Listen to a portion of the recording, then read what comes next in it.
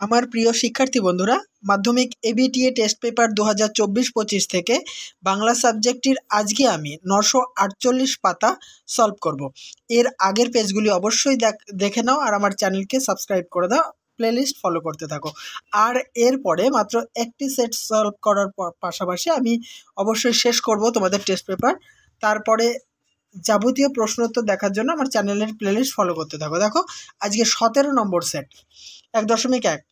এদিকে বাড়িতে তপনের নাম হয়ে গেছে। কি নাম হয়ে গেছে? অপশান খ, কবি, সাহিত্যিক, কথাশিল্পী। নেক্সট, বাইজির ছদ্মবেশে হরিদার রোজগার হয়েছিল। অপশান ক, 8 টাকা 10 আনা। 1.3, নদের চাঁদ বউকে বিরহ বেদনাপূর্ণ চিঠি লিখেছিল। অপশান ক, 5 পৃষ্ঠাব্যাপী। 1.4, ডুবে ছিল ধ্যানে। কত বছর ধরে ধ্যানে ডুবেছিল? অপশান ক, 1000 বছর ধরে।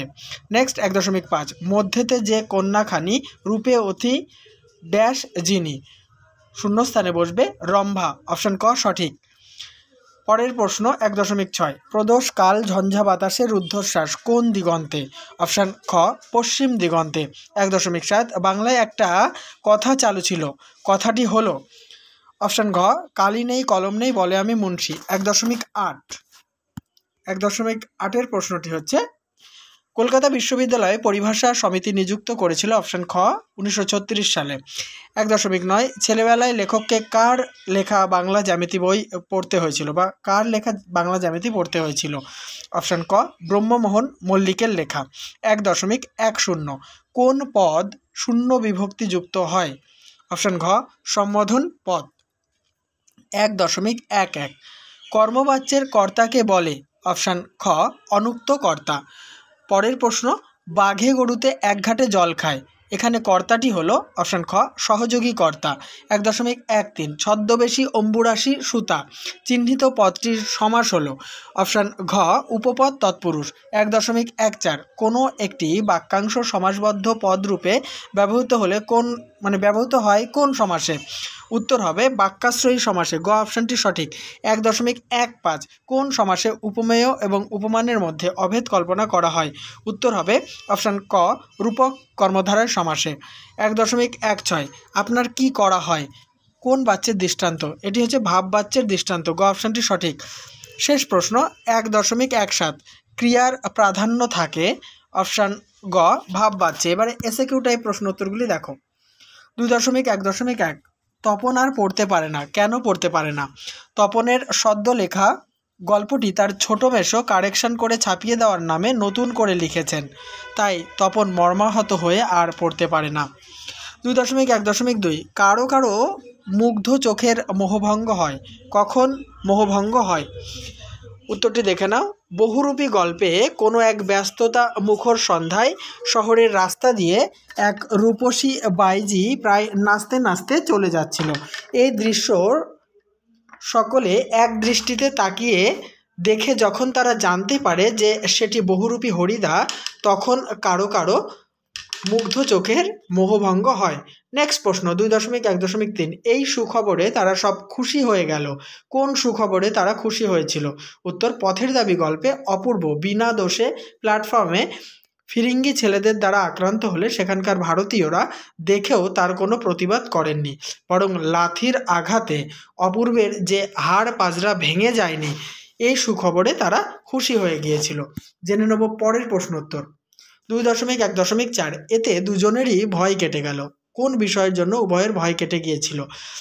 অদল বদল গল্পে কালিয়ার সঙ্গে কুস্তি লড়তে গিয়ে ইসাবের জামা ছিঁড়ে গেলে সেই ছেঁড়া জামা পরে অমৃত বাড়ি ফেরে। যেহেতু সেটা হোলির দিন ছিল, তাই অমৃতের মা ভেবেছিলেন হয়তো ধস্তাধস্তি করতে গিয়ে ছিঁড়ে গেছে, তাই তিনি কিঞ্চিত ভুরু কুচকিয়ে সুতো দিয়ে সুচ বানানে না, এটার মাথায় চন্দ্রবিন্দু হবে, মাথায় চন্দ্রবিন্দু হবে, সুতো দিয়ে ছেঁড়া জামাটা রিফু করে দিয়েছিলেন। ফলে ইসাব ও অমৃত দুজনেরই বকুনি বা মার খাওয়ার ভয় কেটে গিয়েছিল। নেক্সট প্রশ্ন, কিন্তু পারিবে কি? এখানে কি পারার কথা বলা হয়েছে? নদীর বিদ্রোহ গল্পে নদী তার উন্মত্ত জলস্রোতের দ্বারা বৃষ্টি ভেঙে ভাসিয়ে নিয়ে দুপাশে মানুষের হাতে গড়া বা চুরমার করে স্বাভাবিক গতিতে বয়ে যেতে পারবে কিনা সেই কথাই বলা হয়েছে। 2.2.1, এবার মহানিশার শেষে কি ঘটবে? উত্তর, মহানিশার শেষে অন্ধকার ঘুচিয়ে নতুন সূর্য উদিত হবে, অর্থাৎ পরাধীনতার বন্ধন থেকে মুক্ত হয়ে ভারতবর্ষে নতুন সকালের আবির্ভাব ঘটবে। নেক্সট প্রশ্ন, এসো যুগান্তের কবি যুগান্তের কবিদের আহ্বান জানিয়েছেন কেন? আফ্রিকা কবিতায় সাম্রাজ্যবাদী লোভী শক্তিরা আফ্রিকার উপর যে নির্মম অত্যাচার করে তাকে অপমানিত, লাঞ্ছিত, অত্যাচারিত করেছে, তার জন্য ক্ষমা প্রার্থনা করতে কবি যুগান্তের কবিদের আহ্বান জানিয়েছেন। পরের প্রশ্ন 2.2.3, এ মুহূর্তে মরে যাব নাকি, কবি এহেন সন্দেহ ব্যক্ত করেছেন কেন? আয় আরও বেঁধে বেঁধে থাকি কবিতায় চারিদিকে প্রতিকূল পরিবেশে বেঁচে থাকার অনিশ্চয়তা এবং কাছে দূরে শিশুদের মৃতদেহ পড়ে থাকতে দেখে কবি আলোচ্য সন্দেহটি ব্যক্ত করেছেন। নেক্সট, কাপিল লঙ্কা কাপিল জলধি, কেন এই অবস্থা হয়েছিল? অভিষেক কবিতায় ভাই বীরবাহুর মৃত্যুর সংবাদ পেয়ে পরাক্রমশালী বীর ইন্দ্রজিৎ যুদ্ধের শয্যায় সজ্জিত হয়ে পিতা রাবণের উদ্দেশ্যে যাত্রা করলে লঙ্কা এবং জলধি কেঁপে উঠেছিল। 2.2.5, অনুমান করে নিজ চিতে, উদ্দিষ্ট ব্যক্তি কি অনুমান করেছিল? উদ্দিষ্ট ব্যক্তি অর্থাৎ সমুদ্র কন্যা অচৈতন্য পঞ্চকন্যার মধ্যে মাঝের কন্যাটির প্রতি দৃষ্টি দিয়ে অনুমান করেছিলেন যে হয়তো ইন্দ্রের অভিশাপে বিদ্যাধরী স্বর্গ থেকে বিতাড়িত হয়ে ভূমিতে অচৈতন্য অবস্থায় পড়ে আছে। নেক্সট 2.3.1, এই কথাটি সকল লেখকেরই মনে রাখা উচিত। কোন কথাটি? বৈজ্ঞানিক প্রসঙ্গের ভাষা অত্যন্ত সরল এবং স্পষ্ট হওয়া আবশ্যক, এই কথাটি সকল লেখকেরই মনে রাখা উচিত। 2.3.2, বৈজ্ঞানিক সন্দর্ভ বোঝা কঠিন, লেখকের মতে কি না হলে বৈজ্ঞানিক সন্দর্ভ বোঝা কঠিন? উত্তর, প্রাথমিক বিজ্ঞানের সঙ্গে সামান্য পরিচয় না থাকলে, অর্থাৎ প্রাথমিক বিজ্ঞান সম্পর্কে জ্ঞান না থাকলে কোনো বৈজ্ঞানিক সন্দর্ভ বোঝা কঠিন। এবারে আমরা জানব 2.3.3 দাগের প্রশ্ন এবং উত্তর। এক সময় বলা হতো, কি বলা হতো? এক সময় বলা হতো কলমে কায়স্থ চিনি, গোফেতে রাজপুত। নেক্সট, ফাউন্টেন পেনের এক বিপদ, বিপদটি কি? হারিয়ে যাওয়া কালি কলম প্রবন্ধ অনুসারে ফাউন্টেন পেনের বিপদটি হলো তা লেখককে নেশাগ্রস্ত করে, অর্থাৎ ফাউন্টেন পেন লেখককে নেশাগ্রস্ত করে। এবারে ব্যাকরণগত প্রশ্ন উত্তরগুলি দেখতে থাকো আর আমার চ্যানেলের প্লেলিস্ট ফলো করো। অবশ্যই ভিডিও কেমন লাগছে আমার পড়ানো কমেন্ট বক্সে লিখে জানাতে ভুলো না। প্রথম প্রশ্ন, বিভক্তি কাকে বলে? উদাহরণ দাও। যে বর্ণ বা বর্ণ সমষ্টি শব্দ বা ধাতুর পরে যুক্ত হয়ে শব্দ বা ধাতুকে পদে পরিণত করে, যথাক্রমে কারক ও কাল নির্ণয়ের সাহায্য করে, তাকে বিভক্তি বলে। দেখো, বিভক্তির উদাহরণ চেয়েছে। তোমরা জানো যে এ, তে, অন্তস্থ, র, এর, গুলি, কে, শূন্য, এগুলো হচ্ছে বিভক্তি। আর বাক্যে আমি বিভক্তির উদাহরণ দিয়েছি। দেখো, বনে থাকে বাঘ, বনের তলায় দাগ আছে, এই যে বনে, বনে, তাহলে বন যুক্ত এ, বনে, এই বনেটা হচ্ছে পদ আর এ চলে আসছে, এটা হলো বিভক্তি। নেক্সট, নিরপেক্ষ কর্তার উদাহরণ দাও। সূর্য উঠলে পদ্মফুল ফোটে, এই যে সূর্য, এটি হচ্ছে নিরপেক্ষ কর্তা। পরের প্রশ্ন 2.4.3, মধ্যপদ লোপী কর্মধারয় সমাসের নাম এরূপ হয়েছে কেন? মধ্যপদ লোপী কর্মধারয় সমাস নাম হওয়ার কারণ, এই সমাসে ব্যাসবাক্য করার সময় মাঝের পদটি লোপ পেয়ে যায়। তাকে উদাহরণ চাইনি, কিন্তু আমি দিয়েছি একটা, দেখে নাও। অষ্ট অধিক 10, এই যে অষ্টাদশ, এটাকে ব্যাসবাক্য করলে হবে অষ্ট অধিক 10, হয়েছে অষ্টাদশ। তাহলে এই যে মাঝের পদটি দেখো লোপ পেয়ে যাচ্ছে।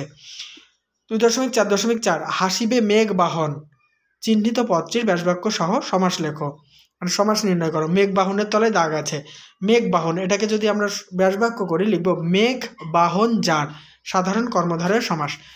জেনে নেব নেক্সট প্রশ্ন এবং উত্তর। গীতাঞ্জলি ঠাকুর নোবেল পুরস্কার কাব্যগ্রন্থের জন্য রবীন্দ্রনাথ পান, এখানে বাক্য নির্মাণের কোন শর্ত পূরণ হয়নি? দেখো, এলোমেলোভাবে সাজানো আছে, তাই এখানে বাক্য নির্মাণের আসত্তি শর্তটি পূরণ হয়নি। 2.4.6, সংযোজক অব্যয়ের ব্যবহার কোন বাক্যের ক্ষেত্রে দেখা যায় বা কোন বাক্যে দেখা যায়? সংযোজক অব্যয়ের ব্যবহার যৌগিক বাক্যে দেখা যায়। 2.4.7, তোমরা সেখানে থেকো বাক্যটি কর্মবাচ্যে রূপান্তরিত করো। দেখো, এটা যদি তোমরা সেখানে থেকো থয়কার কয়কার থাকতো থেকো, তাহলে একরকম উত্তর হতো। আর যেহেতু এখানে আছে তোমরা সেখানে থাকো, তাই কিন্তু উত্তরটা আলাদা হবে। এক্ষেত্রে উত্তরটা হবে তোমাদের দ্বারা সেখানে থাকা হয়। নেক্সট 2.4.8, সিঁড়ি থেকে নামলেন ভাববাচ্যে রূপান্তর করো। সিঁড়ি থেকে নামা হলো, 2.4.9 একটি উপায়াত্তকরণের দৃষ্টান্ত দাও। লক্ষণ বুদ্ধি বলে ইন্দ্রজিৎকে হত্যা করেন। এই যে বুদ্ধি বলে এর তলায় দাগ আছে, এটি হচ্ছে উপায়াত্তকরণের দৃষ্টান্ত। চলে এসো 2.4.10 অর্থাৎ শেষ ব্যাকরণগত প্রশ্ন। তদ্ধিতার্থক দ্বিগু সমাসের উদাহরণ দাও। 5 কড়ির বিনিময়ে কেনা 5 কড়ি, আবার 3 কড়ির বিনিময়ে কেনা 3 কড়ি, 7 কড়ির বিনিময়ে কেনা 7 কড়ি, এগুলো সব তদ্ধিতার্থক দ্বিগুর উদাহরণ। 9-এর দাগে যে চলিত বাংলায় অনুবাদ করতে বলা হয়েছে, এক লাইন করে বলছি, তোমরা মেলাতে থাকো। প্রথম line, we should try to prosper in life, আমরা জীবনের সমৃদ্ধিশালী হতে চেষ্টা করি। 2, but we should not give up our sense of morality, কিন্তু আমাদের নৈতিক মূল্যবোধকে ত্যাগ করা উচিত নয়। পরের line, if we compromise with dishonest it should be difficult for us to respect our selfs, যদি আমরা অসততার সঙ্গে আপোষ করি তাহলে নিজেদের প্রতি শ্রদ্ধা রাখা আমাদের পক্ষে কঠিন হবে। তাহলে শেষ করলাম এই পর্বের ভিডিওটি। লাস্ট সেটটি দেখার জন্য অবশ্যই আমার চ্যানেলকে ফলো করতে থাকো।